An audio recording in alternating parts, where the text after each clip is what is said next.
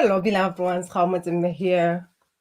Yes, it's a beautiful Monday, and I've got some food for thought for you all. The topic for today is hunger for love. Love, love, love, love. We love, don't we? We all want to be loved. Even a little child wants to be loved. Love is something that we are. It's something that we cannot live without. And at the same time, as much as we love to love, we want to be loved, it's one thing that we have received most wounding from. And some of us, we go around really wanting love, but afraid of it because of the pain that you experienced. And love is not even only about romance. It affects us even in our business. It affects you in your everyday life. How you show up. Are you able to freely ask for what you want? Are you able to express yourself? Or you're afraid you might not be accepted if you speak your truth. And therefore, you keep quiet. But within, your heart is bleeding. Because it shows up, especially when it comes to business, where instead of showing up from love and influence, majority of people, they show up in their business with their love that is not really serving. And the wounding, the shadow of hunger, it shows up in different ways. When you're afraid to be cast out if you speak your truth, when you are afraid to be called certain names when you speak your truth, then it becomes a thing where when you have to express yourself, you really swallow your words. And it affects even our self-love. Because there's times when you know, this is what I need to say in this moment, but you don't say it. And after that, you beat yourself for it. Or you even say yes when you're supposed to say no. You don't own your power. You don't own your truth. And there is that self-betrayal that is happening out there. And you blame yourself for it. You beat yourself for it. At times we stay in relationship way too long in the love that we have learned, we have seen, or we have seen as children. We have seen in the society. We have been told there is love in the culture. As I said, when I finally grasped what I'm here to do, it touched me. I cried. I knew what I'm here to do. But I still remember at the beginning of my career when I was having a conversation with my ex-husband, and for him it was like, the spiritual thing, it's a no. And it was okay to say, okay, fine, I'll be a coach. But at the core of my work, that was me. At the core of my being, that's who I am. And I had a choice to honor and keep the marriage while wearing a mask that I'm not. I had a choice to speak of things with other people, and then when I come home, I show up as a different person. I had a choice to show up in front of many women and say, own your power, be who you are, follow your path, ignite your passion. And yet, deep down, I'm feeling like I'm just not being honest here because I know it's not who I am being. And you can imagine how that will come through. I talk a lot about embodiment because really when you walk your path, when you talk from what you really live from. It's who you are. It comes from every single cell of your being. And that's really embodying your path. That's really walking your talk. And we need more of people like that.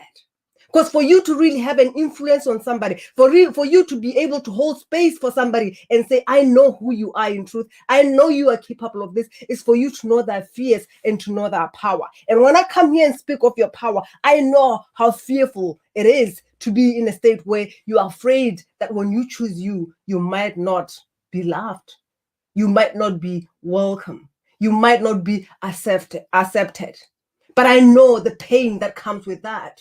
Because when we talk about the hunger of love, we talk about the grief that comes with that. The denial of self. the loss of self, something that has been happening for many years, where women really were forced to really succumb to whatever that they were told to be, and to really watch and cheer for their partner's life, while they are not really unleashing the power that is within them. They are not unleashing the gifts that is within them. And I see a lot of us really being in our head, looking for intelligence, wanting to be intelligent, yet the heart is saying, I am here. I might not have the intelligence that you have been taught in school, but I have the wisdom that you are, the wisdom that is required in this beautiful time on earth. And you are the only one who has that. And you can share your brilliance and get paid for it. But the question is, are you willing to ask for that? The shadow of hunger. Because it entails a lot of things, a lot of pain that we suffered, the rejection, the betrayal that majority went through. This is why when I talk about the shadows, if one shadow has impacted each and every one of us, whether it's in romance, whether it's in our relationship from our families, it's love. And the question is, are you willing to find that so that you can go there and really share the love and influence that you are here to share?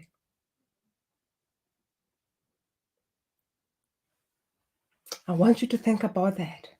Really sit with it. Are you able to ask for what you need? Because really, the heart that can love is the heart that has gone through that pain. But then you are able to go deep and sit with that pain, sit with that grief, and really ask it, what is it that you want from me? Because when I went deep with that grief, when there was that conflict of my soul, because my soul was really dancing. It was dancing to me really finally realizing and really embracing the spark that has always been here. But my human was afraid. Who will I be in a foreign country without this marriage? Who am I going to be with 3 children and a single mother in a foreign country? Those were just a lot of fears that I was trained to say, okay, fine, sell who you are, sell your spirit, sell your soul for survival. There was a time when that was needed, but there is a time when you have to listen to your soul, because when you really listen to your soul and really follow its messages, it has more for you. Where are you denying yourself? Because of the hunger for love. The hunger for love will let you deny who you are and really follow through what you are told, and you stop serving. I was talking to this amazing woman, and I was surprised when she told me that when her clients want a refund, she doesn't refund them because she's worthy. Like, now she is worthy. And I'm like, why would you really measure your worthy on whether the clients want their money back or not? Keeping somebody's money, does it make you worthy? Does it really open your heart? Does it really expand you?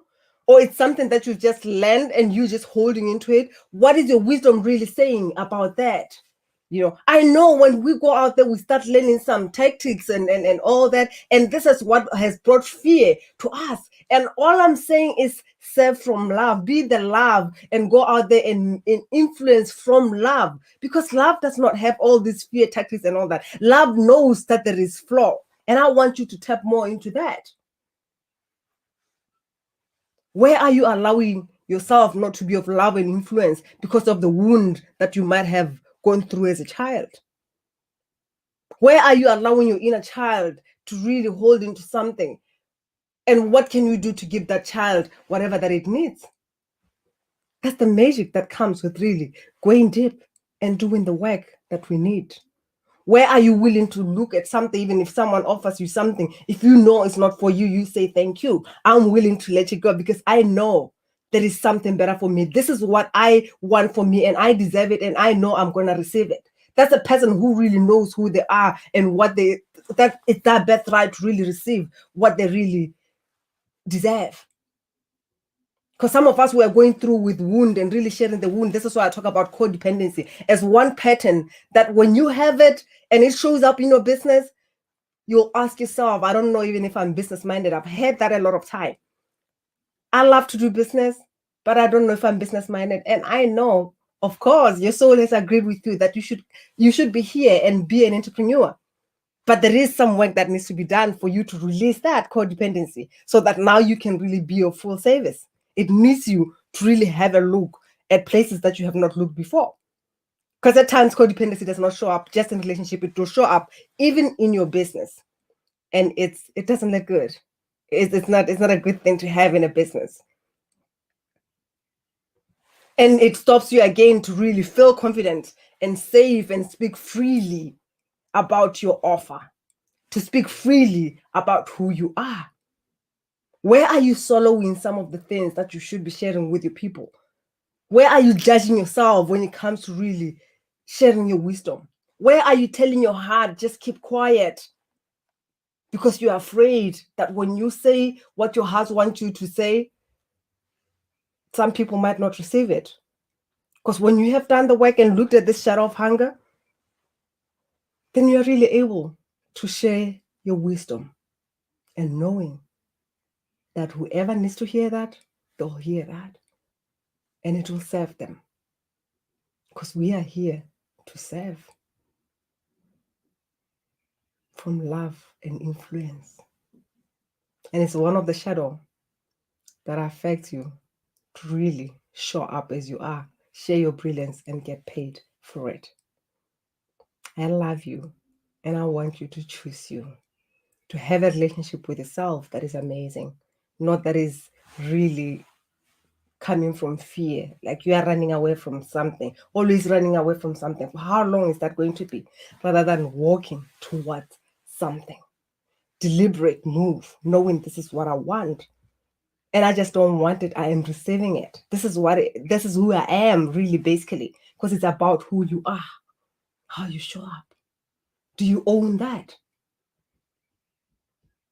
Because it's still the shadow of hunger affects the power center of love and influence. And they're both connected to the power center of soul message and money. Much love.